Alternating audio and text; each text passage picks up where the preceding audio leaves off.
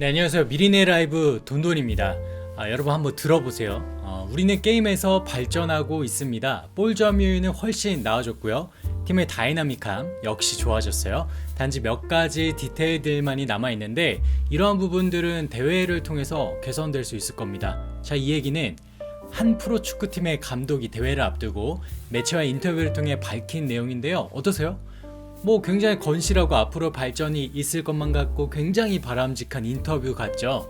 그러나 인터뷰를 한 감독과 그 감독이 맡고 있는 팀을 알고 나면 이거 완전히 반전입니다. 그래서 누구냐고요? 네, 누누 산투, 바로 우리의 손흥민 선수가 속해 있는 토트넘의 감독이 오늘 새벽 이 번리와의 카라바오컵 앞두고 한 얘기입니다. 사실 경기를 앞두면 보통 이제 구단에 마련된 언론 석상이라고 해야 맞을까요? 이런 미디어 부스, 미디어 존을 통해서 인터뷰 요청이 마구마구 쇄도합니다. 더욱이 토트넘 정도 되는 그 규모라면 토트넘이 성적과는 별개로 규모가 정말 크잖아요. 세계 10위권이라고 하죠. 이런 팀이라면 더욱이 인터뷰 요청이 많겠죠. 이제 하게 될 경기를 어떻게 치를 것인지, 그리고 전술적인 부분들이겠죠. 혹은 전형, 뽀백을 쓸 건지 쓰리백을 쓸 건지, 4-2-3-1이냐 4-3-3이냐 3-5이냐, 아니면 메잘라 어떻게 쓸 거냐, 풀백 어떻게 활용할 거냐, 이런 질문들이 쇄도할 거고, 압박의 정도는 어떻게 가져갈 거냐, 이런 게 있을 수 있겠고요. 그리고 또 이런 걸로 소스가 좀 흘려줘야지 기자분들이 그걸 받아 써가지고 프리뷰 같은 기사들을 맛깔나게 좀 생산을 해서 우리 축구 팬들의 관심과 이목을 집중시킬 수 있는 거 아니겠습니까? 또 감독이 경기에 임하는 마음가짐, 각오, 얼마나 절실한지, 아니면 동기부여 같은 이런 동기부여가 되는 문구도 들어보고, 상대 감독이나 상대 선수들에 대한 질문도 요거 단골입니다. 우리가 흔히 기사에서 보면 상대팀에 신경 쓰이는 선수 있냐, 이런 거 굉장히 많잖아요. 해리 케인이 신경 쓰인다, 손흥민이 신경 쓰인다, 이런 거 되게 재밌게 봤었죠. 그리고 이제 선발 명단은 누구냐, 이런 힌트를 얻기 위한 질문들이 가장 기본인데요. 여기에서 좀 이제 더 한 발짝 나가서 직구준 기자분들이 있다면 그간에 해온 안 좋은 경기력, 굳이 그런 것들 왜 이유가 뭐냐, 이렇게 짓궂게 물어볼 수도 있는 것 같아요. 그러니까 이거는 누누 감독이 혼자 신나가지고, 관종이어가지고 묻지도 않았는데 신나서 떠든 거냐, 그런 건 아닙니다. 어쩔 수 없이 프로 감독이니까 인터뷰를 한 거라고 보면 될 것 같고요. 이렇게 잠깐 누누의 편을 제가 들어줘 봤고요. 그러나 참 누누 감독이 인터뷰를 하는 걸 보고 있자면 참 답답하다는 겁니다. 이제는 화까지 좀 나는 것 같아요. 실제로 누누 감독이 매 경기마다 인터뷰를 하죠. 그러나 지금 경기 내용과 함께 토트넘이 리그에서 보여주고 있는 결과 또한 매우 안 좋잖아요. 지금 9라운드에서 5승 4패니까, 참고로 참 그 안 좋다는 무리뉴 감독 체제에서 토트넘이 4패하는데 아마 19경기가 걸렸다고 합니다. 근데 지금 누누 감독이 9경기에서 4패니까 많이 안 좋죠. 조금이라도 이거 무슨 공식 자리에서 잘못 말하면 팬들이 기분 나쁘기 십상입니다. 아주 그냥 눈에 불을 켜고 지금 지켜보고 있단 말이죠. 지금 계속 지고 있잖아요. 우리는 지는 경기 보려고 합니까? 그렇다고 경기가 재밌습니까? 얼마나 재미없으니까 누누볼이라고 우리가 비하해서 표현하곤 하죠.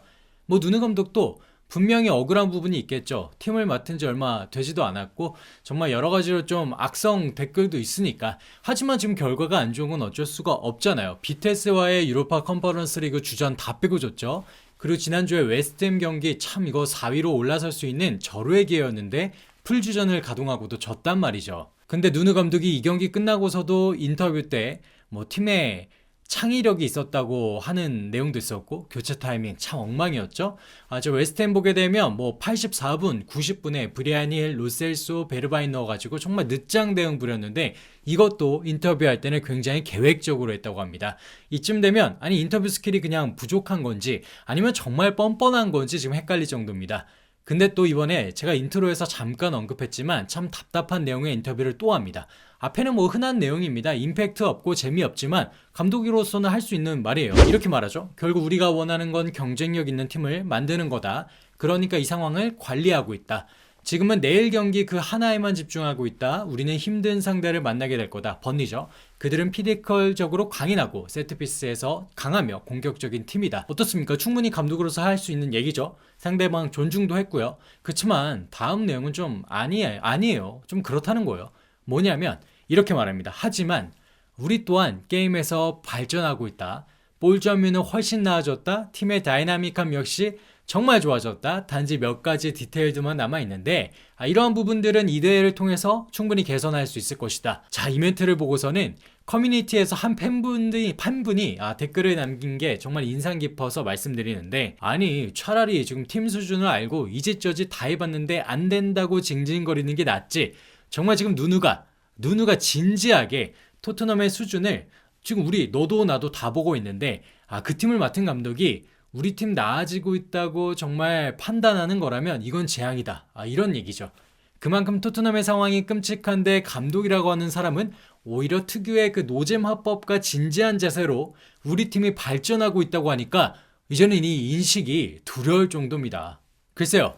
어쨌든 토트넘은 분위기 반전을 위해서라도 이번 카라바오컵 승리가 절실합니다.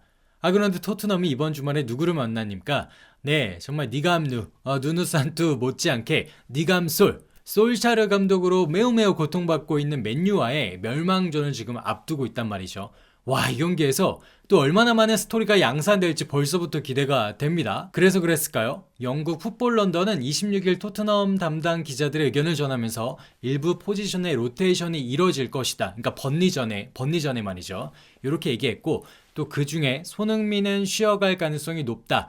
번니 수비진의 높이를 감안하면 해리케인 정도는 선발로 나설 것, 이렇게 전망을 했습니다. 그리고 이뿐만이 아닙니다. 유럽 축구 통계 전문 이 후스코어드닷컴에서도 토트넘과 번니의 선발 라인업을 예상하면서 우리의 손흥민이 선발 명단에서 제외될 가능성이 높다고 얘기했는데요. 여기서도 손흥민 대신에 브리아니일이 선발로 나서고 케인 그리고 베르바인과 함께 3톱을 구성할 가능성이 매우 높다, 이렇게 의견을 냈습니다. 그러니까 전반적으로 리그컵이다 보니까 풀주전은 가동하지 못해도 이게 또 한 경기 지면 떨어지잖아요. 그러니까 케인 정도는 내보내겠다, 이런 것 같아요.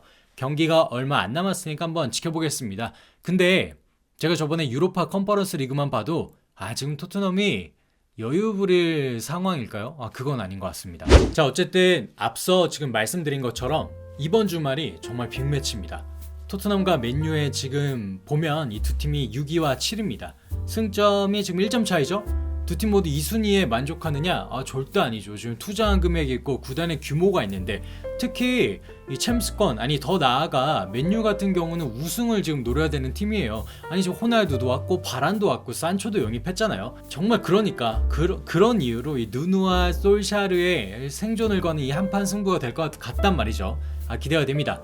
지난 시즌에 손흥민 선수가 맨유 상대로 정말 킬러다운 면모를 유감없이 보여줬는데 이번에도 송캐디오가 가동돼서 좀 보여줬으면 좋겠습니다.